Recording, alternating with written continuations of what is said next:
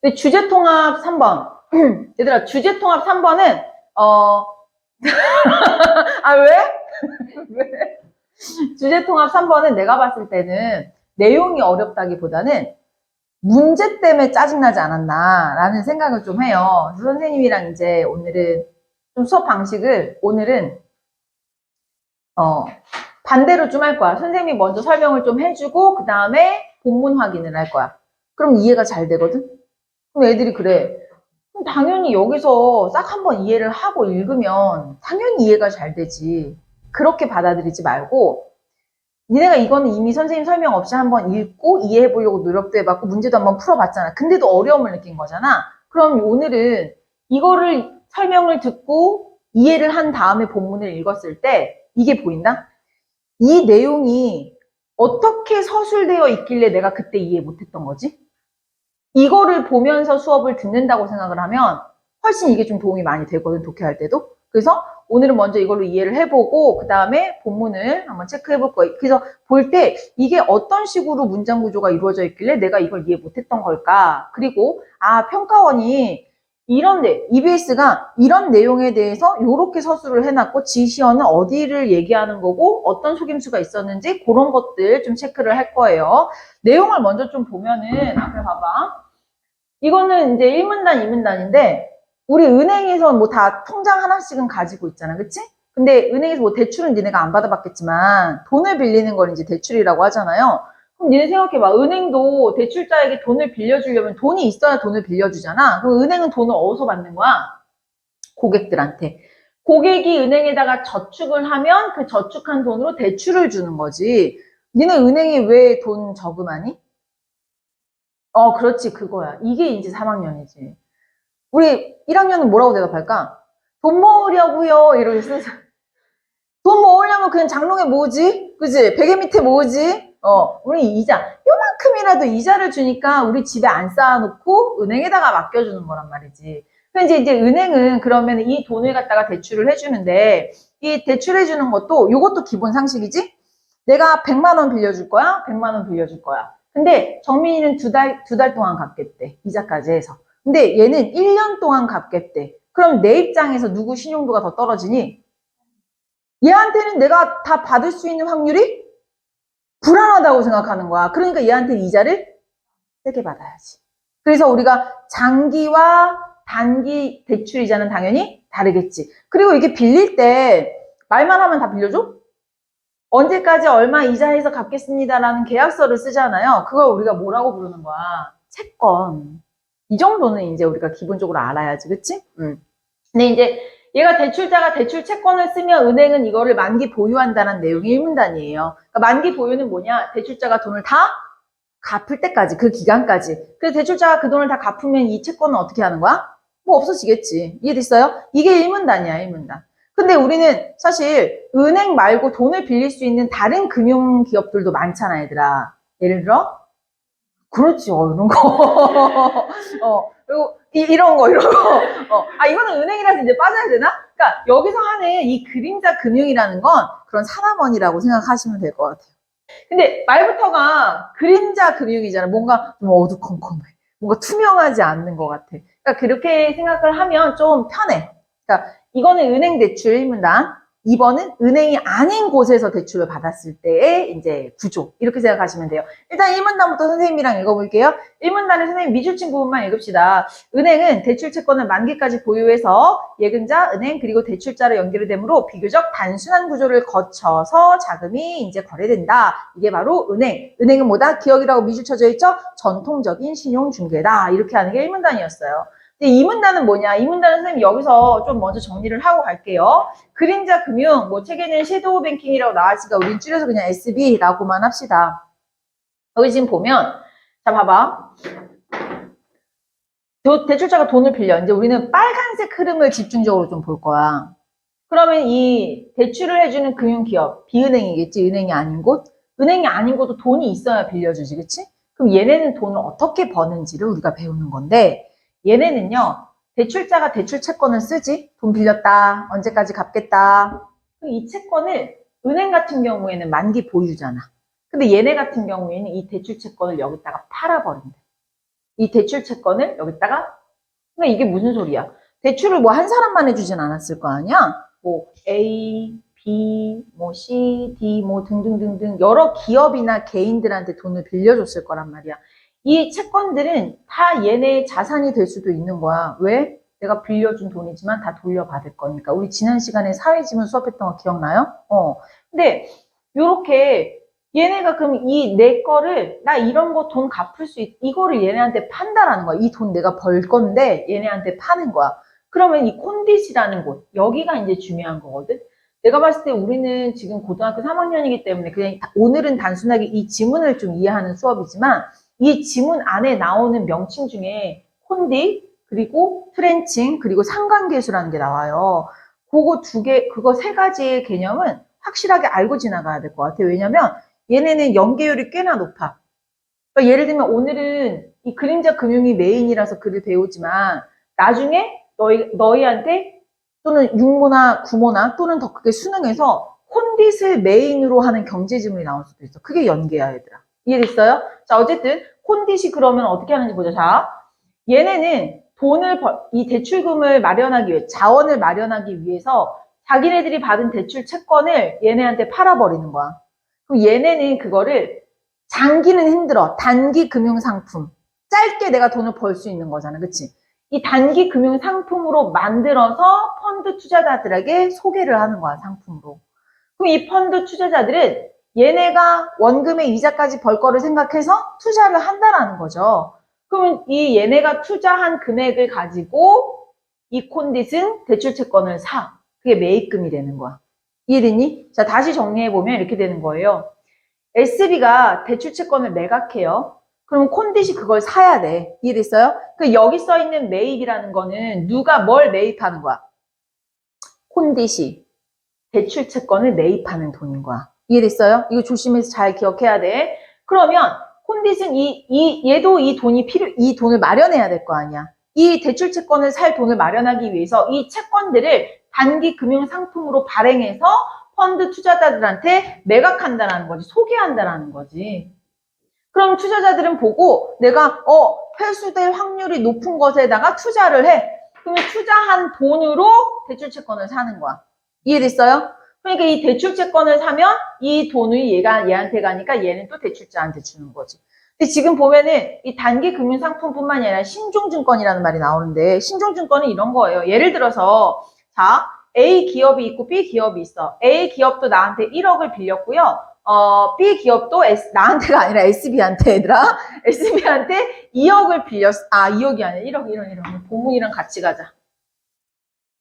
1억을 각각 1억씩 빌렸다고 생각해봐. 원래 얘네 둘은 각각의 기업이니까 연관관계가 없어. 얘가 망한다고 해서 얘가 망할지는 않죠. 근데 이제 이런 애들을 각각 몇 억짜리 채권이었지? 1억짜리 채권 2개였지, 그치? 1억짜리 채권 2개를 A랑 B 상품 묶으면 괜찮겠는데? 해서 2억짜리 채권으로 만들어버리는 거야. 그런 걸 이제 신종증권이라고 생각하면 돼. 신종이잖아. 이해됐어요? 그래서 요런 걸 또 만들어서 얘네한테 소개하는 거야. 야, 우리 콘딧에서는 이런 2억짜리 채권 있거든? 이자가 얼마나 돼? 여기다 투자할래?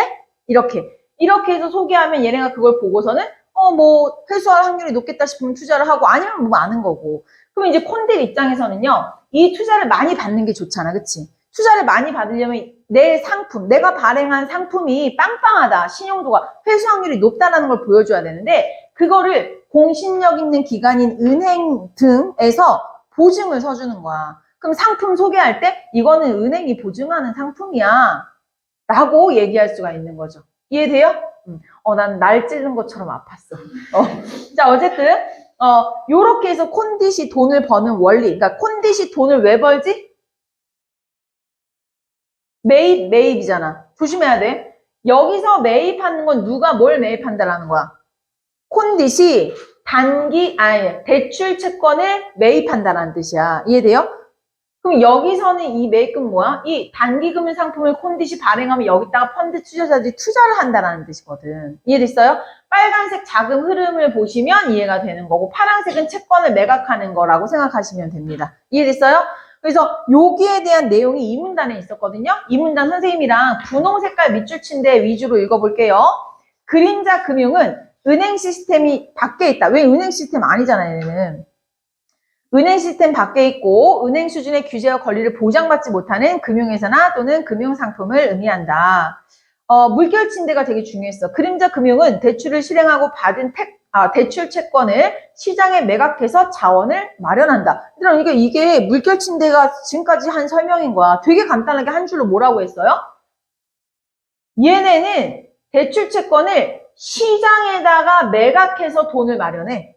이렇게 설명했거든요. 그럼 너희는 요 문장, 물결 표시된 요 문장을 읽으면서 뭐라고 생각했어야 되는 거야?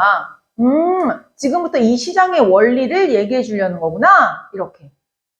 그러면서 이거 읽을 때 어떻게 읽어야 돼요? 여러 가지 기관들이 나오지. 너희가 여기서 집중해야 되는 거는요. 명칭뿐만이 아니라 명칭보다 더 중요한 게 뭔지 알아, 얘들아? 방향성. 이게 어디서 뭐가 어디로 흘러가는지 그 방향성이 진짜 중요한 거거든. 그리고 또 하나는요. 여기 지금 말을 보면 매입이라는 말도 많이 나오고 매각이라는 말도 많이 나오잖아. 이때 매입하는 주체와 매입 대상이 뭐였는지를 확실하게. 근데 사실 그게 방향성이야, 얘들아. 이해됐니? 이런 거에 좀 집중하고 읽으시면 좀 이해가 됩니다. 파란색 읽을게요. 대출 채권을 매입하는 주체를 뭐라고 부른다? 콘디. 그렇지. 우리 괄호 1번부터 읽을 거예요. 괄호 1번. 대출 채권을 매입하는 돈을 마련하기 위해서 자신의 명의로 발행한 어음 등의 단기 금융 상품을 발행하게 되는데 이를 매입하는 자금은 펀드 등에 맡긴 투자자들의 돈이다. 투자자들의 자금이 콘딧에 원활히 흘러가기 위해서는 누군가 콘딧이 발행하는 어음을 보증해야 되는데 이걸 누가 한다? 공신력 있는 은행 같은 기관이 한다 라고 얘기하는 게 바로 1번 괄호였어요. 얘들아 1번 괄호에서 제일 중요했던 지점이 뭐냐면 이를 있을 때 얘들아 1번 괄호에서 두 번째 줄 보면 이를 매입하는 자금이라고 나와 있지. 여기서 일을 할 때 이 지시어가 얘기하는 게 과연 어떤 부분이었냐는 거야. 뭐겠니 얘들아? 매입이잖아. 이 문장의 주어가 지금 뭐로 시작해? 이 문장의 주어. 콘딧은 하고 시작하고 있잖아 얘들아. 1번 괄호 앞에 바로 봐봐. 문장이 뭐라고 시작해요? 주체가 지금 콘딧이야. 콘딧이 이를 매입하는 걸 말하는 거야. 그럼 콘딧이 매입하는 건 뭐예요? 대출 채권이란 말이지. 근데 많은 애들이 이걸 어떻게 읽었냐면은 바로 앞에 있는 단기금융 상품으로 읽어버렸어. 이해돼요? 근데 잘 봐. 이 EBS도 그걸 놓치지 않는 거야. 문장 요따구로 만들어 놓고 이렇게 만들어 놓는 애들이 바로 앞에 있는 단기 상품이라고 생각하지 대출 채권이라고 생각 안 하겠지? 라고 생각하는 거예요. 그 증거가 뭐냐면 1-1번 가볼게요. 우리 1번 문제 1번 선지. 콘딧은 얘들아 주체가 콘딧이야. 일반 투자자가 펀드에 맡긴 자금을 이용해서 단기 금융 상품을 매입하니? 콘딧이 매입하는 건 뭐? 대출 채권. 단기 금융 상품은 뭐예요? 콘딧이 발행해서 파는 거. 이해됐니? 그러니까 이것도 문장을 이렇게 만들어 놓으니까 애들이 속아 넘어간다고. 근데 그 포인트를 또 놓치지 않고 있잖아, 선지에서. 이해됐니? 이렇게 해서 우리가 이 문제도 은근히 틀린 사람이 좀 많더라고요. 1번 가로 이해됐어요? 자, 앞에 보세요. 1번 가로는요, 이 단기금융 상품, 그러니까 콘딧이 어떻게 이 매입금을 버는지에 대해서 설명했고요. 다음은 가로 2번에서 신종증권에 대해서 얘기를 해요. 근데 어쨌든 단기금융 상품이나 신종증권이나 그 흐름은 똑같다라고 보시면 돼요. 자, 선생님이랑 가로 2번 읽어볼게요. 그러니까 지금 가로 2번은 가로 1번의 재진술이라고 봐도 무방합니다. 콘딧은 매입하고자 하는 대출 채권을 묶어서, 이거 설명했었죠? 묶어서 자산 포트폴리오를 구성한 뒤에 여기서 발생하는 현금의 흐름을 기초로 해서 신종증권을 발행하고 투자자에게 매각해서 돈을 마련한다까지가 괄호 2번이었어요. 괄호 1번과 괄호 2번은 단기금융 상품은 괄호 1번, 신종증권은 괄호 2번으로 각각 뭔가 상품에 발행하는 상품은 달랐지만 그 원리는 똑같은 원리라는 거야. 이해됐어요? 자, 그리고 나서 이제 우리한테 3문단과 4문단이 남았는데 이거 기억하면 좋을 것 같아요. 이 3문단은 이야기가 조금 빡셌어. 근데 4문단에서 이 지문이 생각보다 친절했던 게 4문단에서 3문단을 너무나도 자세하게 설명을 해주고 있거든. 그래서 우리는 오늘 어떻게 수업할 거냐면은 4문단을 통해서 먼저 4문단을 사례를 이해해보고 그 다음에 3문단을 읽으면 어떤 느낌이냐면 아 이게 이 소리였구나. 이걸 이렇게 설명해 놓으니까 우리가 힘들었구나. 이런 것들을 좀 느껴볼 수 있을 것 같아요. 자, 앞에 잠깐 설명해 볼게요. 봐봐. 이 콘딧은 이런 원래 각각의 채권을 예쁘게 묶어가지고 신종증권을 만들어서 투자를 받는다 그랬잖아. 그치? 물론 은행에 보증이 있으면 신용도가 올라가겠지만 콘들 입장에서는 자기네들이 만든 이 신종증권에다가 투자를 많이 받았으면 좋겠지. 그러니까 이 투자자들이 많이 투자하게 하려면 뭔가 다른 방법을 써야 되는 거야. 뭐 저렇게 개소리가. 저 개소리 때문에 나 또 끊겼네. 얘는 투자를 많이 받고 싶잖아. 그치? 근데 이제 우리 본문에서 예를 뭘 드냐면 이걸 똑같이 예를 들어요. 기업 두 개가 있어. A, B라고 둘게요. A 기업도 1억을 빌렸고 B 기업도 1억을 빌렸어. 그리고 얘네가 부도날 확률은 10%라고 얘기도 해줘. 본문에서. 이건 내가 지어낸 게 아니라 본문에서. 그걸 좀 정리해보면 그냥 우리가 A 기업이라고 하고 B 기업이라고 할게요. 이건 트렌칭하기 전이야. 잘 봐. 원래 A 기업과 B 기업은요. 원래는 각각의 회사야. 내가 A 기업의 주식을 사면, 투자하면 내가 얘네 돈을 돌려받을 수 있는, 내 1억 원을 돌려받을 1억 원을 회수할 수 있는 확률이 몇 프로인 거야? 90%인 거야. 얘는 똑같이 90%인 거야. 얘가 망한다고 해서 얘도 망해요? 뭐 그런 건 아니었어. 이해됐어요? 근데 이렇게 되면 사람들이 여기에 투자할까 여기에 투자할까 막 고민을 할 수밖에 없어. 얘들아 똑같잖아. 그지? 근데 이게 투자 유치를 세게 하기 위해서 이 콘딧이 트렌칭이라는 기법을 사용해서 이 A와 B의 신용도를 조정하는 거야, 얘네가. 그러니까 A랑 B는요, 원래 상위, 하위 개념이 아니었어. 둘 다 트렌칭하기 전에는 부도 확률도 똑같고 회수 확률도 똑같았던 기업이야. 근데 콘딧이 투자를 많이 유치하기 위해서 이렇게 상위와 하위로 임의로 신용도를 변경해버린 거야, 신용도 구조를. 그래서 만약에 이렇게 되면 무슨 일이 일어나냐, 잘 봐. 원래 A가 망할 확률이 몇 프로였지? 10%였어. 그러면은 0.1 곱하기. 근데 B가 망할 확률은 몇 프로였어요? 10%, 또 0.1. 근데 잠깐만 봐봐. 내가 왜 A 회사의 망할 확률을 구하는데 A 회사가 망할 확률에다가 B 회사가 망할 확률까지 곱하는 거야? 얘네 지금 신종증권으로 묶었잖아. 이해돼요? 근데 이렇게 돼버리면 얘들아 1억 채권이 아니라 2억짜리 신종채권이 되는 거지. 근데 어쨌든 그러면은 원래 각각의 회사였을 때는 망할 확률이 지금 10%였단 말이야. 그치? 근데 요거 계산하면 몇 프로 나와요? 0.01% 나오는 거야, 얘들아. 그러니까 트렌칭으로 얘를 상위시켜버리니까 얘 돈을 회수할 확률이 몇 프로였지? 90%였어. 근데 상위 트렌칭 시켜버리니까 돈을 회수할 확률이 몇 프로 올랐어? 99%로 올랐어. 그럼 투자자들이 어떨까? 투자를 해, 안 해? 하겠지. 거의 99% 돌려받을 수 있는데. 이해됐어요? 무슨 말인지? 반대로 얘를 볼게요. 그럼 하위는 뭐냐? 위험을 얘한테 집중시킨 거야, 사실은. 얘가 그러면은 내가 얘 투자했을 때 돈을 돌려받을 수 있으면 어떻게 해야 돼? 얘가 안 망해야 돼. 그지? 얘가 안 망하는 확률이 몇 프로야? 90%지. 그럼 얘가 안 망할 확률 0.9에다가 얘는 묶었으니까 얘도 안 망해야 될 거 아니야. 얘가 안 망할 확률 0.9%를 곱해버리면 몇이 나와요? 81%가 돼버려, 얘들아. 이해돼요? 무슨 얘기인지? 그러니까 트렌칭 시키지 않았을 때 B 기업은요, 회수 확률이 90%였어. 근데 트렌칭 시켜서 하위로 만들어버리니까 81%로 하락했지. 그러니까 사실은 얘네 플러스 9%는 어디 거였던 거야? 떼갖고 온 거란 말이지. 왜 이렇게 만들었냐면, 잘 봐. 이거 나중에 요거 계산하는 방법도 여기 책에 지금 써 있거든? 이렇게 99%로 올라가면 사람들이 다들 이렇게 생각, 그럼 선생님 누가 B에다가 투자하냐? 다 A에다가 투자하지. 아니야. 근데 사람들 성격은 다 달라. 잘 봐. 너도 나도 다 이걸 살려고 하면 얘네 가격이 어떻게 될까? 비싸지겠지. 얘네 채권은, 얘네 신종증권은 0.99억에 판매되는 거야. 그럼 내가 0.99억에 얘네 걸 샀어. 나중에 1억을 회수했어. 그럼 난 순이익이 얼마야? 0.01억인 거지. 이거 계산하는 방법 책에 나와 있으니까 이따 읽을 거예요. 자, 근데 여기는 마찬가지. 여기는 그럼 계산하면 0.81억에 팔리는데 얘네 거는. 그럼 내가 나중에 1억 원을 회수했을 때 난 순이익이 얼마야? 0.19억이 되는 거야, 얘들아. 그럼 이런 거지. 어떤 사람은 나는 돈을 조금 받더라도 안전한 데 투자할래. 또 어떤 사람은 조금 확률이 떨어지더라도 한 방에 많이 벌 수 있는 거 선택할래. 이렇게. 그러니까 원래는 트렌칭 하기 전에는 똑같은 신용 구조였단 말이야. 근데 이 콘딧이 투자를 많이 받기 위해서 일부러 신용도 구조를 변경한 거지. 상위와 하위로. 이해됐어요? 그래서 상위와 하위로 변경하니까 회수 확률이 이렇게 달라져서 대신 가격도 이렇게 달라져서 그러니까 사람들이 성향에 따라 투자를 훨씬 더 할 수 있게 되는 거지. 이해돼요? 무슨 얘기인지? 그러니까 이거에 대해서 이제 어디서 얘기하냐면 이제 4문단에서 얘기를 해줘요. 자, 4문단 한번 가볼까요?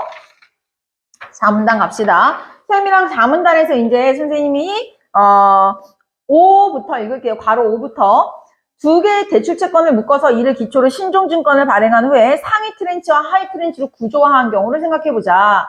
이때 상위 트렌치는요.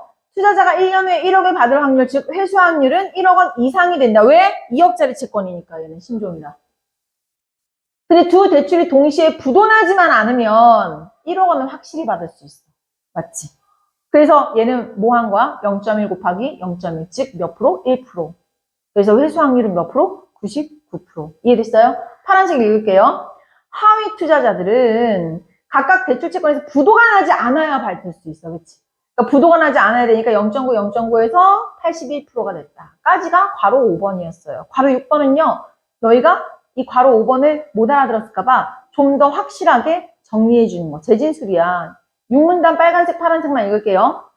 상위 트렌치는 트렌칭에 의해서 회수 확률이 99%로 상승하게 됐지만 하위 트렌치는 회수 확률이 81%로 개별 대출 채권에 비해서 9포인트 낮아졌다. 이해됐니? 네, 이게 이제 6이에요, 6. 그리고 나서 이제 괄호가 끝나고 이렇게 정리합니다. 빨간색. 상위 트렌치의 가격은 0.99 곱하기 1억 원에다가 부도 확률 0.01에다가 하면은 이거 가격이 0.99억에 팔린다. 얘들아 잘 봐. 이게 만약에 경제 시간이었다면, 과목 자체가 경제였다면 요걸 안 줬겠지. 이 괄호 끝나고 마지막에 요 문장을.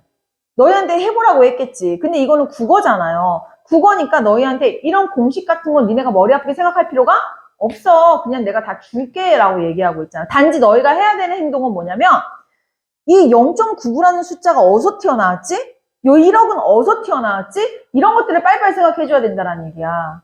이해됐어요? 자, 봐봐. 상위 트렌치의 가격은 0.99억. 0.99가 어디에 나왔어, 얘들아? 이게 99억이 아니래. 0.99%네, 그치? 회수 확률. 그 다음에 1억은 뭐예요? 회수할 돈. 그치? 이런 식으로, 얘들아, 공식이 나와 있으면 저 숫자가 대체 어디서 튀어나온 건지를 체크하시면 돼요. 알겠지? 그 공식을, 여기서 얘를 왜 곱하지? 이거보다는 이 숫자가 어디서 튀어나온 숫자야? 이거에 집중하시는 게 훨씬 나아요.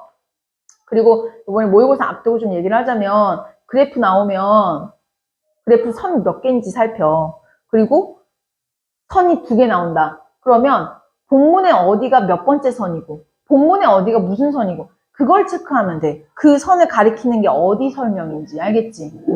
자, 그 다음에 우리 4문단은 이렇게 해서 이해를 하면 되고요. 우리 이 4문단을 통해서 그럼 3문단을 한번 이해해 봅시다. 3문단으로 넘어갈게요. 3문단은 선생님이 노란색만 하겠습니다. 투자 요인을 높이기 위해서는 신용도를 보강하는데 컨디션 걸 트렌칭이라는 새로운 기법을 한대요. 신종증권의 신용 구조를 변경한다. 이해되지? 앞에 봐봐. 신종증권 뭐야? 요 2억짜리였지. 얘네 트렌칭 안 했을 때는 신용도가 같았지. 하지만 얘네 트렌칭 시키고 나니까 신용도가 달라졌죠. 이해됐니? 자, 그래서 신용 구조를 변경하는데 신종증권의 신용도를 별로 조각내어서 판매하는 증권화 기법이다. 아니라 괄호 3번과 4번은요. 똑같은 얘기입니다. 괄호 3번 읽을게요.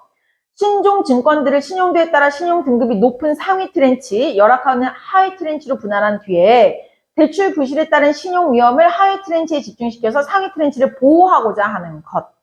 그치. 그래서 괄호 4도요. 3이랑 똑같아. 대출 채권의 신용 위험을 하위 트렌치에 집중시켜서 구조를 변경했어. 맞잖아. 지금 위험 확률을 구조에서 얘한테 더 몰빵했잖아. 위험한 건. 얘한테 더 보강하느라고. 그죠? 그래서 상위 트렌치의 신용들을 상대적으로 높게 만들어 가격을 비싸게 팔 수 있다. 이해됐어요? 그럼 사람들이 투자를 많이 하겠지. 이해됐니? 요렇게 해서 3문단을 설명한 뒤에 4문단을 준 거예요. 확실히 4문단부터 하니까 훨씬 이해가 좀 빠르기는 해요. 근데 이거를 실전에서 할 수 있을까?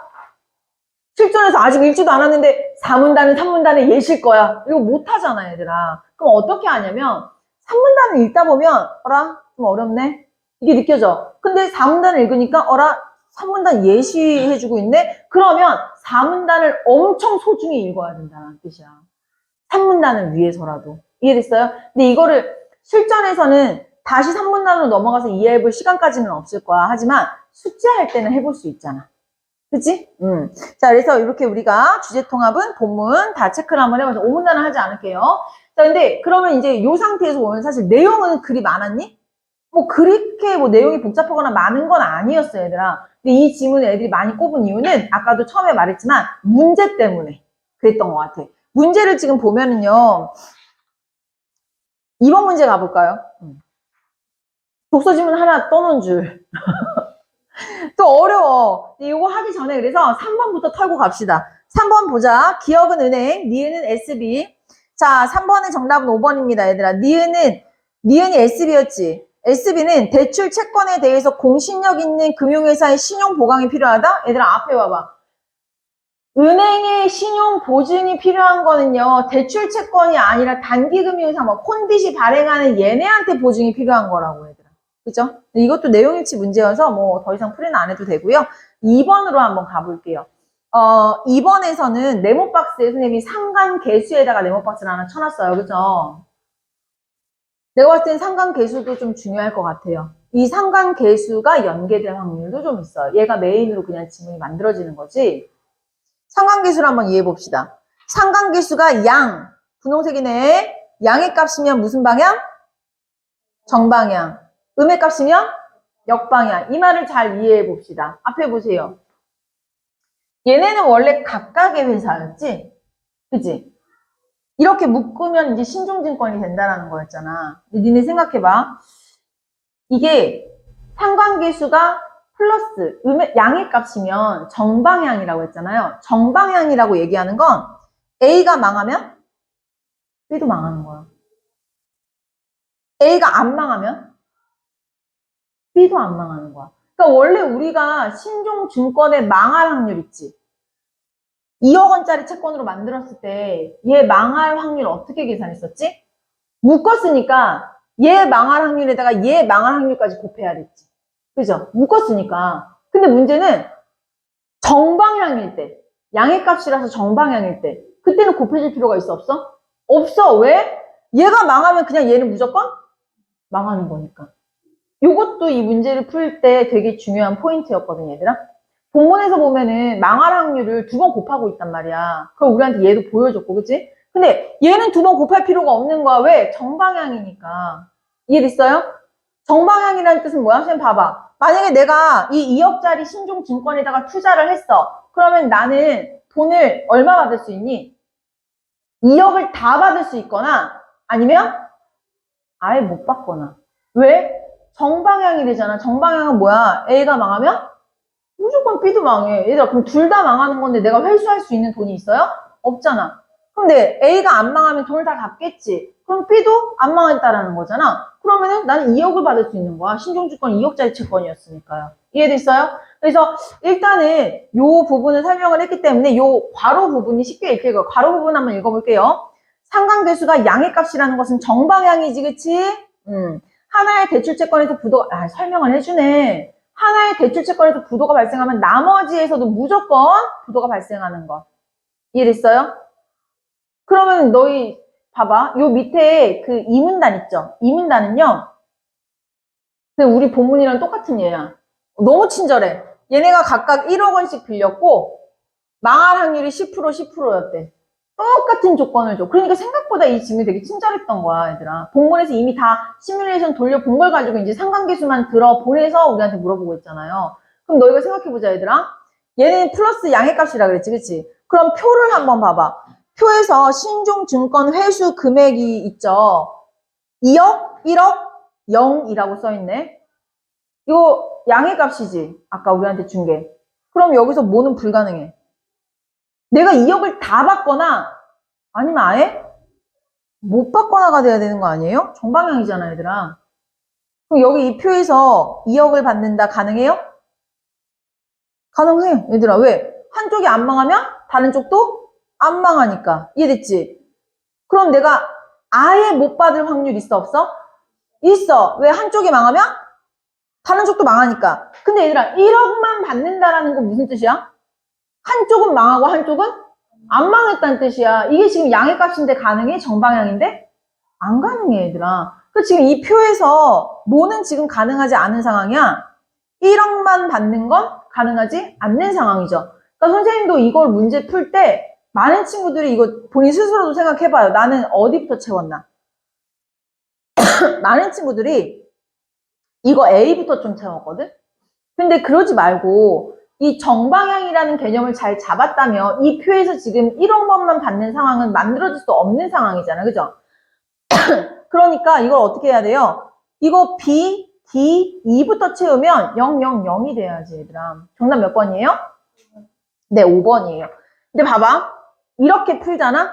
이게 지금 어떤 원리가 아니라 내가 B, D, E부터 채우면 좋다고 얘들아. 이게 B, D, E부터 채우면 문제가 한 방에 풀리게끔 선지가 구성되어 있거든. 근데 되게 웃긴 게 뭔지 알아? 내가 이거 A부터 한번 채워봤거든.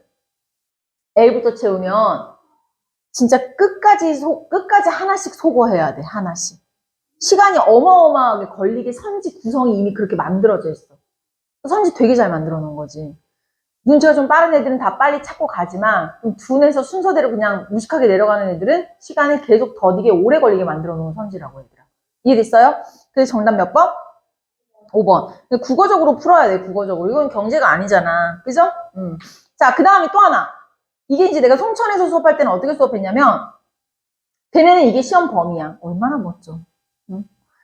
이게 시험 범위면 내가 이렇게도 얘기를 하는 거죠. 우리는 지금 여기 본문에서는 상관계수가 양의 값이어서 정방향일 때를 생각하고 문제를 푼 거잖아. 근데 내가 학교 선생님이라면 이거 어떻게 낼까? 음의 값으로 내는 거야, 얘들아. 음의 값이면 어때요? 역방향이야. 역방향이면 어떤 뜻이야? 얘가 망하면 얘는 안 망해. 그러니까 1억을 받을 수 있는 상황도 펼쳐지는 거지. 이해됐어요? 근데 그거를 선생님이 이제 여기다가 파란색으로 좀 체크를 해놨으니까요. 요런 거 한 번씩. 아마도 어쩌면 이게 어쩌면 내신뿐만이 아니라 뭐 학평에서 연계로 나올 수도 있는 거겠죠. 그렇죠? 그래서 수특을 공부할 때는 이렇게 연계점까지 생각을 하면서 공부를 해야 됩니다. 이해됐어요? 근데 여기까지 하면 좀 괜찮았는데 이 질문의 더 큰 문제는요. 아직 4번이 남았다라는 거죠. 그리고 4번 펴봐봐. 이 4번에서 보시면은요. 여기도 독서지문 반쪽 하나 갖다 놓은 줄.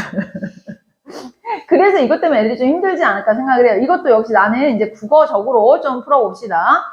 잘 봐. 한번 읽어볼게요. 두 번째, 그림자 금융의 위험 요인으로는 경기 상황에 따른 변동성이 높고 다수의 금융회사가 서로 밀접하게 연결되어 있어서 특정 상품이나 금융회사의 위기가 시스템 전체로 확산될 가능성이 높다는 점이 제기된다. 밑줄부터 그림자 금융은 채권 등을 발행해서 조달한 자금에 대해서 의존도가 높고 과도한 레버리지를 추구한다. 얘들아, 여기서 말하는 그 레버리지라는 거에 대해서 정의가 돼 있지. 계속 강조해. 경제지문에서 한번 정의되어 있는 개념은 다음번 학평이나 수능에 정의가 안 될 가능성이 커. 레버리지 뭐라고 되어 있어요? 자기 자본 대비 부채의 비율이라고 써있지. 그럼 생각해봐. 부채의 비율이 높다는 건 좋은 거야, 나쁜 거야? 나쁜 거지. 빚이 많아진다는 얘기잖아, 얘들아. 그러면 레버리지는 낮을수록 좋은 거네. 그러니까 이렇게는 이해를 한번 하고 가야지. 그쵸? 자, 바로 1번으로 가겠습니다. 자금 조달의 경우에는, 얘들아 지금 무슨 경우? 자금 조달. 내가 자금을 조성하는 거지, 그치? 경기가 호황일 때 채권의 발행량이 증가하고 경기가 불황일 때는 채권 발행량이 감소하는 경기 순응성을 가지고 있다까지 끊었죠. 자금 조달은 어쨌든 물결만 읽어봐. 자금 조달은 뭐다? 경기 순응성이다. 한편 대출 채권의 부도 확률은 이라고 되어 있네, 얘들아. 대출 채권의 부도 확률 지금 얘기가 바뀌었지. 아까 우리는 자금 조달이었고 지금은 뭐야? 부도 확률에 대해서 얘기하고 있죠. 이 부도 확률은 경기 역행성이다라고 얘기하고 있어. 그치? 자, 그러면은 봐봐. 우리가 생각을 해보자. 얘네가 뭔가 이런 채권 상품을 발행해서 얘네한테 투자를 받는데 경기가 좋아. 호황이야. 그러면 투자자들이 돈이 많으니까 투자를 많이 하겠지. 그럼 얘네는 신났다고 이 상품을 발행을 많이 해야 돼? 적게 해야 돼? 많이 해야지 투자를 많이 받지. 근데 경기가 안 좋아. 불황이야. 그러면 내가 이런 걸 많이 발행을 해도 사람들이 투자를 할까? 안 하겠지. 그러니까 발행량이 자연스럽게 감소할 수밖에 없는 거야. 그러니까 자금을 조달하는 거는 경기가 좋을 때는 많이 하고 경기가 나쁠 때는 적게 하고 경기 무슨 성? 수능성 얘들아. 좋을 때는 많이, 안 좋을 때는 적게. 이해됐어요? 수능 나와 있잖아 얘들아. 근데 여기 지금 보시면은요, 선지 5번으로 바로 내려가 볼까요? 선지 5번에서 이렇게 얘기해. 규제 당국은 레버리지를 통해서 경기 호황기에는 그림자 금융의 자금 조달. 얘들아 지금 뭐 물어봤어? 부도 확률 물어봤어? 아니면 자금 조달 물어봤어? 자금 조달에다가 네모 박스. 자금 조달 물어봤잖아요. 자금 조달은 경기가 좋든 경기가 안 좋든 경기 무슨 성? 수능성이야. 근데 지금 맨 마지막에 뭐래요? 경기의 역행성을 낮추고 아니 말도 안 되잖아. 지금 자금 조달을 말하는데 역행성이 왜 튀어나오냐고. 문장 자체가 말이 돼요 안 돼요? 안 된단 말이지 얘들아. 이해됐어요? 사실 이거는 이제 나중에 너희가 뭐 EBS 해설지를 보면은요 나처럼 이렇게 풀이는 안 해놨을 거야. 아마 뭐 경제 지식을 막 활용해서 여기에 있는 지문을 더 10분 활용해서 막 풀이를 해놨을 텐데 그렇게 풀이를 해버리면 이건 너무 유불리가 생기는 문제라고 생각을 해요. 그래서 국어는 국어답게 문장 안에서 해결할 수 있는 부분들은 빨리빨리 해결하는 습관을 들이는 게 훨씬 좋습니다. 여기까지 내용 이해됐어요? 네, 이렇게 해서 우리가 4번. 나머지 선지는 선생님이 까만색으로 뭐 4-2, 4-1, 4-3 이렇게 체크해놨으니까요. 나머지도 한 번씩 읽어보시면서 풀면 설명은 필요 없을 것 같아요. 여기까지 이해됐니 얘들아? 네, 이렇게 해서 우리가 주제통합 3번은 마칠게요.